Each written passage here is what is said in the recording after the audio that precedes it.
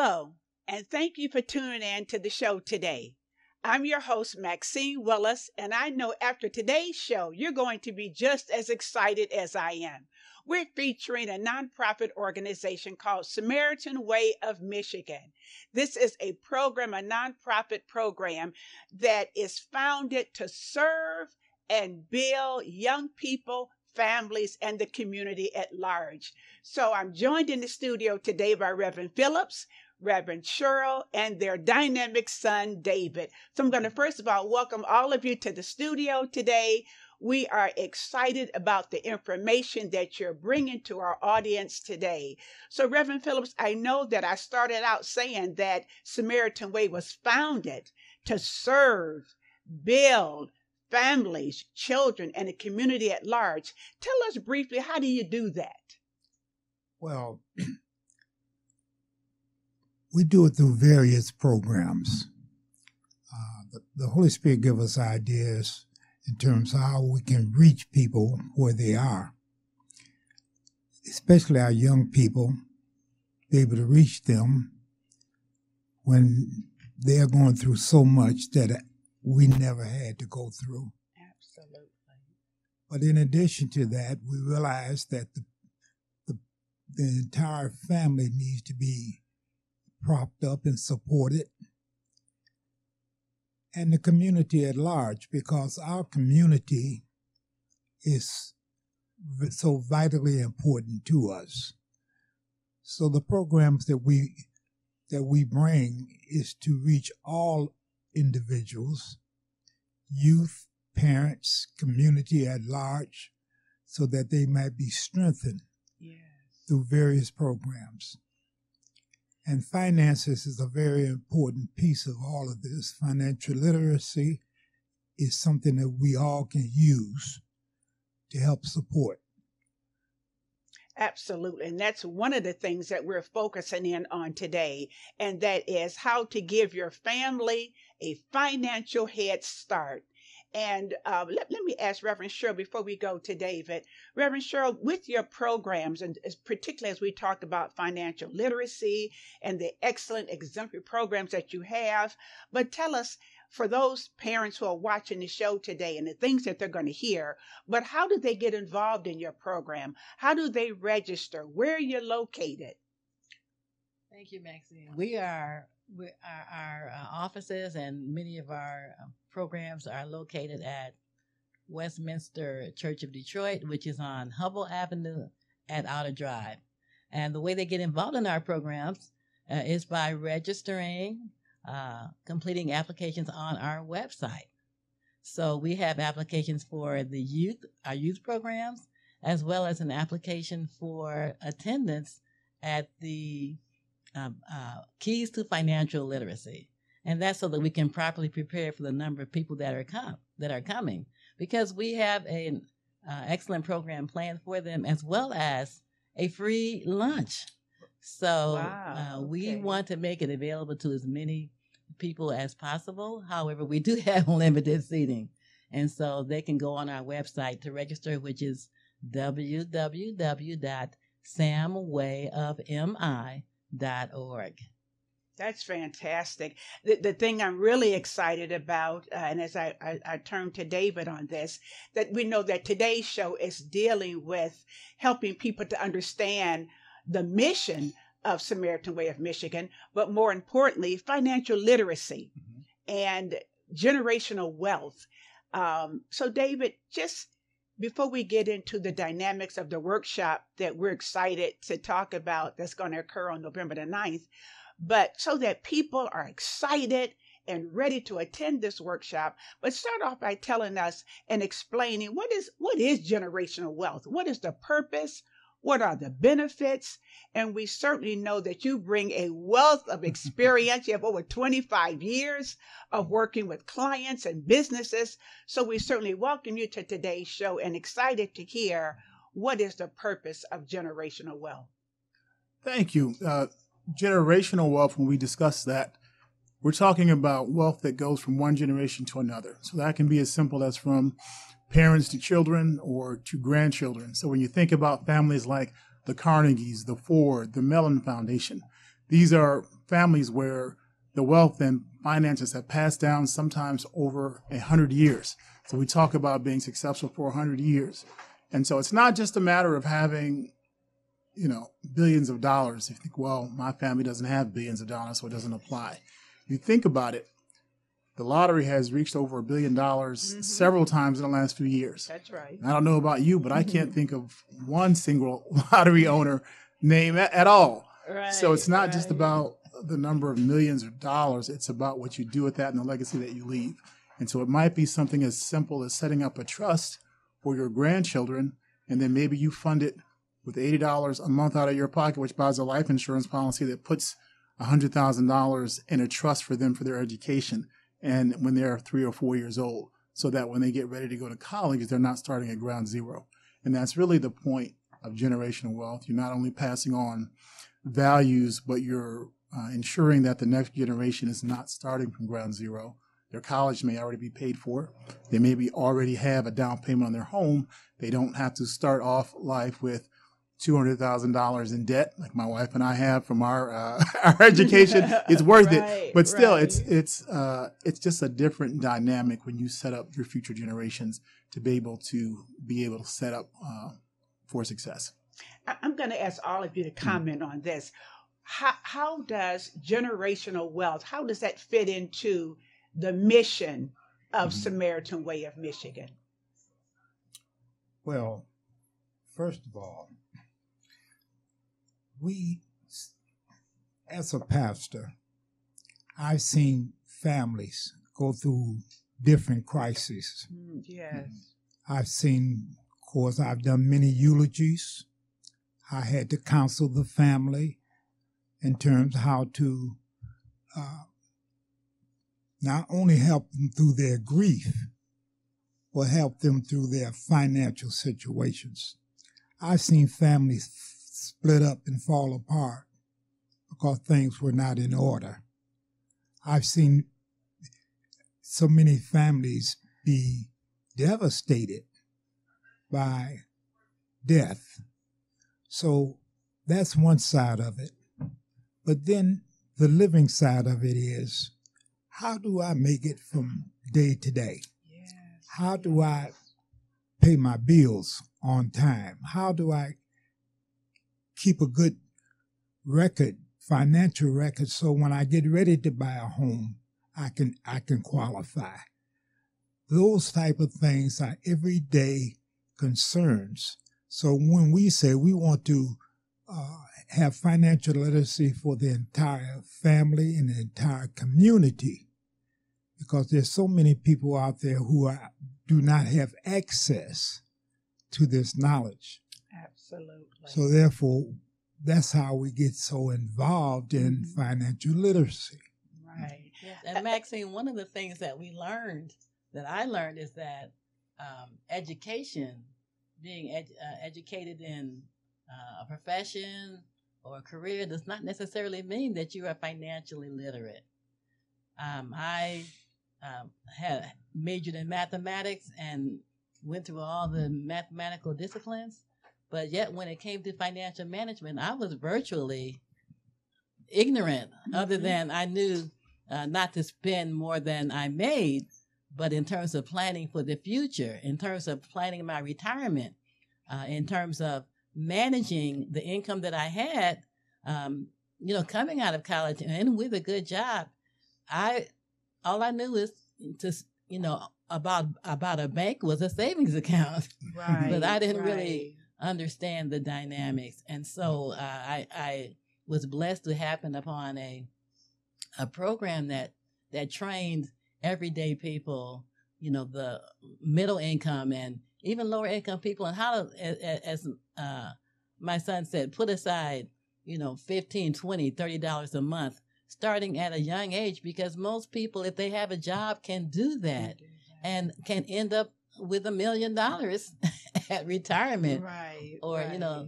So I figured if I, being a math major, didn't know this, then there were lots of other people that didn't have this knowledge. And so in my career, when I left, took a buyout from the communications industry and began working directly in math education, one of our summer programs involved me, one of our afternoon activities involved me teaching the young people in our program how money works. Right. How money works. Yes. Because I'm telling you, when you get to college, Mm-hmm. the so many credit cards are going to be flooding. Credit card offers will be flooding into your mail. Right. And if you don't know how to handle that, you can start off, you can wreck your financial future or hinder it immediately before you even have a chance to start making money. You're in debt. Right. And right. so I thought it was important to teach young people about that, taught many seminars to young people in the church, and as well as to our pastors' wives. Absolutely. As well as to churches in general about managing the finances they had and how to make the most of it for the long term. And that's why we're really excited about today's show, because this is information that we just we didn't learn. And I admire the fact that as you're creating programs for young people, that you're starting early, planting those seeds and helping children understand very early about generational wealth. David, that's why we're excited about this workshop that's coming up. And understand the best part of it is it's free. And when you think about adults coming and taking this information back to the family, because that's where generational wealth starts. It starts with that. So David, just walk us through and coming to the workshop, give us an idea of the information that's going to be presented. Understand that there's an opportunity for businesses, for sponsorships. So give us more information about that. I know I'm excited. I'm going to be in the front row, Reverend Cheryl. Yeah, generational wealth. So I'm the keynote speaker, but not the only speaker. So I will be talking about primarily two things, which are accumulating assets to fund your retirement and some of the principles that can help you do that. What does a balanced portfolio look like? How to manage risk as you get closer to retirement. And then once you're in retirement and beyond, how to set up your estate planning so that you are passing the wealth on efficiently to your next generation. So having a durable power financial attorney, what does that mean? Having a healthcare directive so that if you're incapacitated, you have it in writing who can make those healthcare decisions for you if you can't make them for yourself. Do you have a will? I'll give a little preview. The answer to that question, sometimes at a seminar, I ask everyone to raise their hand if you have a will. Sometimes we'll get half of the crowd will raise their hand. And I said, actually, everybody has a will, because if you didn't take the time to write one, the state of Michigan has already made a will for you. It's called the intestacy laws. And that's what happens to your assets. They get tied up in probate court as the court decides, according to the law, where your assets go. And a lot of times it's a will that people would not be happy with if they knew. So we just walk through those things and then talk about how to fund those plans and some different options to do that. So that'll be the presentation on my behalf, and we'll have some other speakers from other disciplines, real estate and accounting professionals and other people to speak as well. And we also have sponsorships for those other disciplines. So if you are a business owner in the community, whether that's a realtor, a CPA, a banking professional, mortgages, and you would like to come share some of your information, we do have sponsorship availables where you can come deliver your information from the stage, as well as have a booth to pass out materials and to generate some publicity and traction here in the community. So, David, I understand not only is the workshop free, but it's you're going to serve lunch. It is on November the 9th, on a Saturday from 9 a.m. until 2 p.m. And that's going to be at 17567 Hubble. Is that correct? At Outer Drive at Absolutely. The Westminster Church of Detroit Banquet Hall. So those of you who are listening, please, you want to attend this workshop. You don't want to miss this. David, they hear this from me, but I need you to really zero in on the importance of a workshop like this. How would this benefit their family? I can tell you this is a free workshop that we're putting on, but the information is not to overstate it, is priceless. So you are learning information that can not only save you or help you generate hundreds of thousands, if not millions of dollars over the course of your career in tax savings as you figure out some of the tax laws and those benefits, but also, as my father alluded to, the cost of not having the planning done is not only monetary. I had a client who, at my very last seminar, she and her husband attended, and they saw the value in it. They wanted to get together. They said, well, just let us get our taxes done this past spring. And then, unfortunately, it was 3 weeks later, she came home and her husband had died on the treadmill. And so, the planning was not done, and the cost for her was much more than financial. It's emotional for her children to have to figure it out, for children from previous marriage, to have disagreements and tension about where the assets go and who's going to get what at a time when you're already emotionally really unstable and devastated, to have to deal through probate and assets and titling of a car and back taxes and all these things can be truly overwhelming. People go into depression. So do it while you can.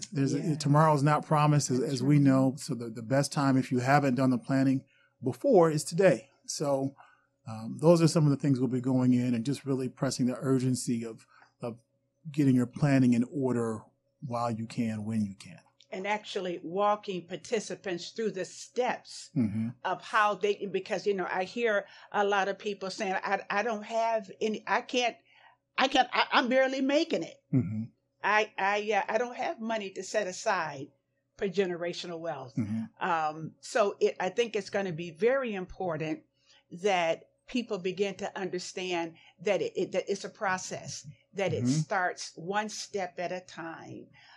David, how did you get involved, and what interests you? I know you've had over 25 years of experience with this, but how did you get involved? I know you are truly a product of your parents, of Samaritan Way, the programs that you've been involved in with the organization as a young man. So I certainly commend Reverend Phillips and Reverend Sherrill for, we're seeing the product of when you support your young people, when you involve them in positive programs, you get a David. Thank you.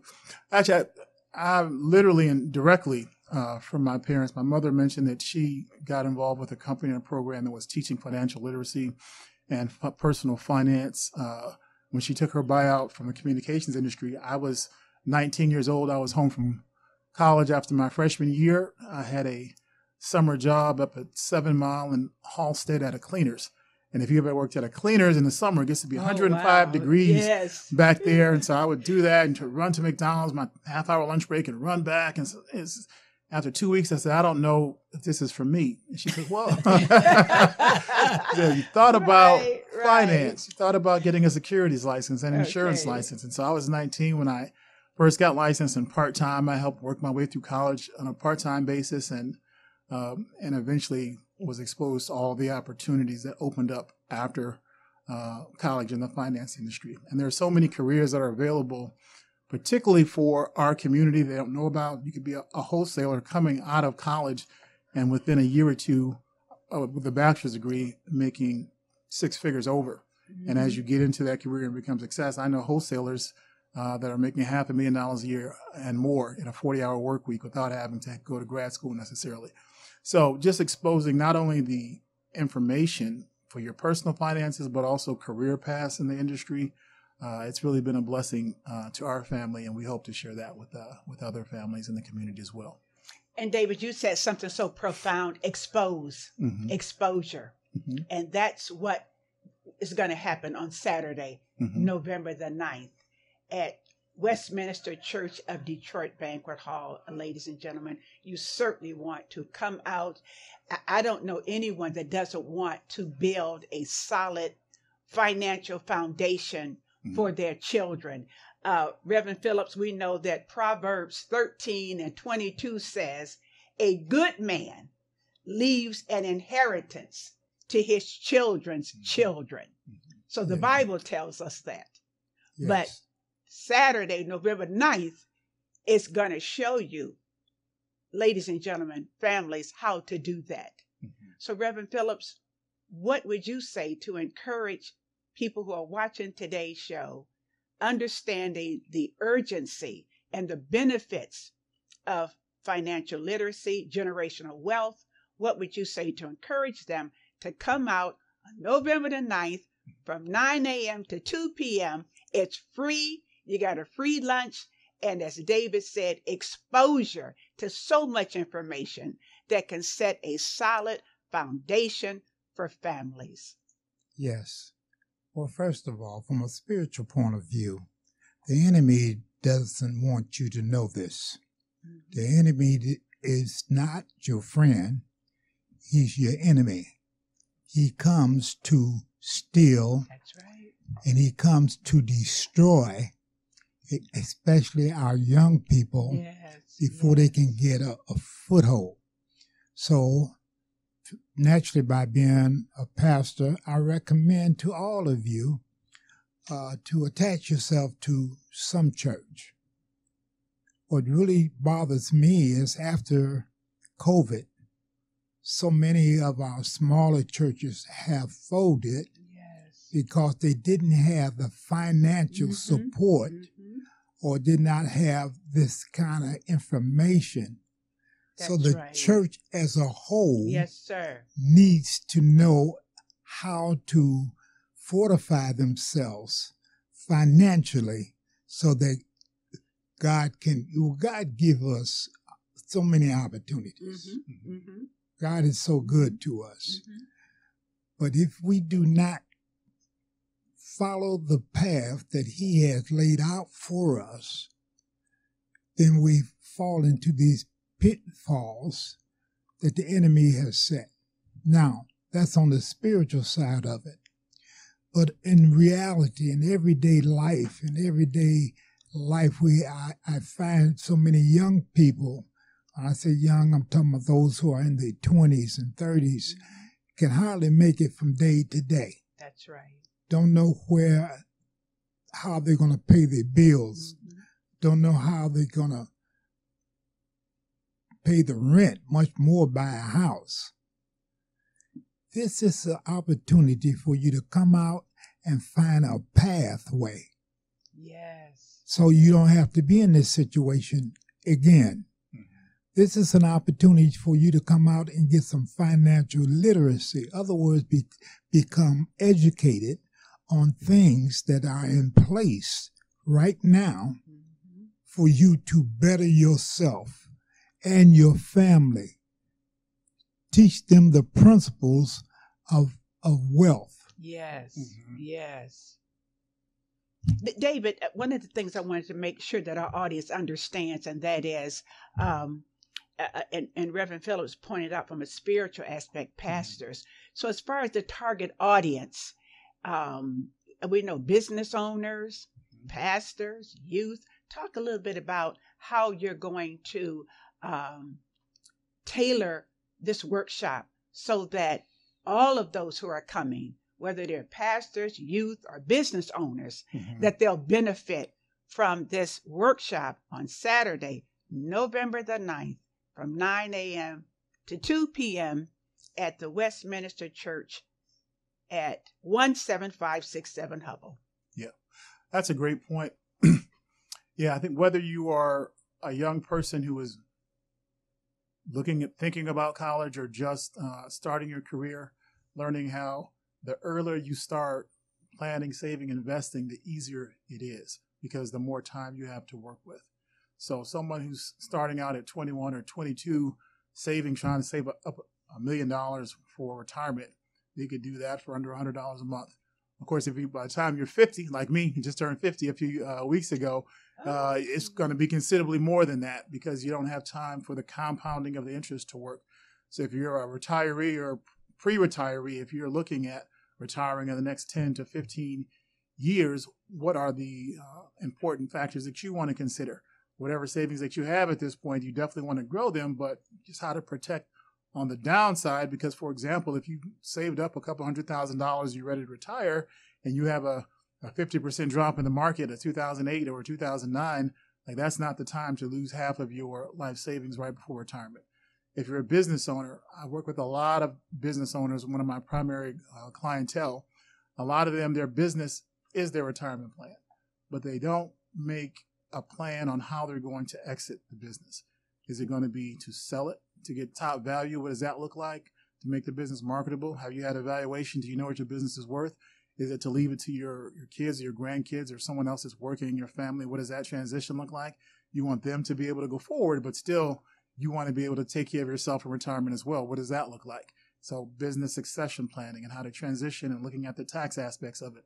So wherever you are on that spectrum, if you're just looking at considering going to college or career or not necessarily college, it might be one of the trades. I know lots of tradesmen that make a couple $100,000 a year. Mm-hmm. So it doesn't necessarily have to be college, but if you're starting your career as a young person, if you're in your mid-career, if you're pre-retirement or in retirement, some of the things that you can do to protect your assets, continue to grow them, and then also pass them on to that next generation. There'll be something there for everybody.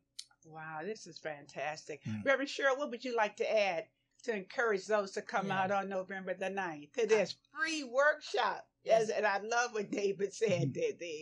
The workshop is free, but the information is priceless. Maxine, that is so true. One of the things I like to emphasize being involved in the church as a youth minister, and working in the field of education, with helping young people to lead better, more productive, happier lives, is that generational wealth is not just money.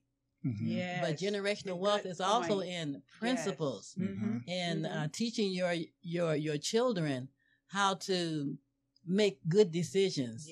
And on the spiritual side, young people can avoid so many disasters in life if they hook up with God really early.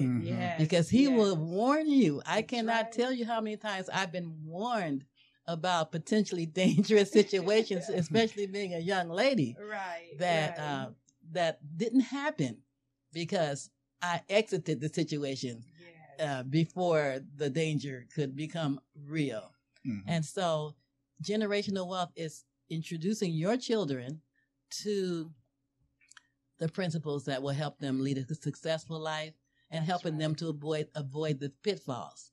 Financial services is a very lucrative career, and they are constantly looking for financial professionals. But you have to have a clean record. And so it's really focusing on helping your young people to make those good decisions so that they can enter into these professions that are government regulated, and they are looking at what kind of history you have. So, I think it's very important for us to give them wealth of knowledge, love, character building, and all of those things, as well as teaching them the facts about money. Facts about money. We're talking about assets passed from one generation of a family to the next. And with that, real quickly here, if they want more information, what number should they call?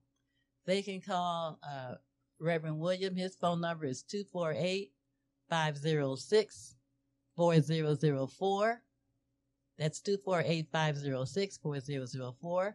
Or myself, because I am generally the registrar and help with that aspect.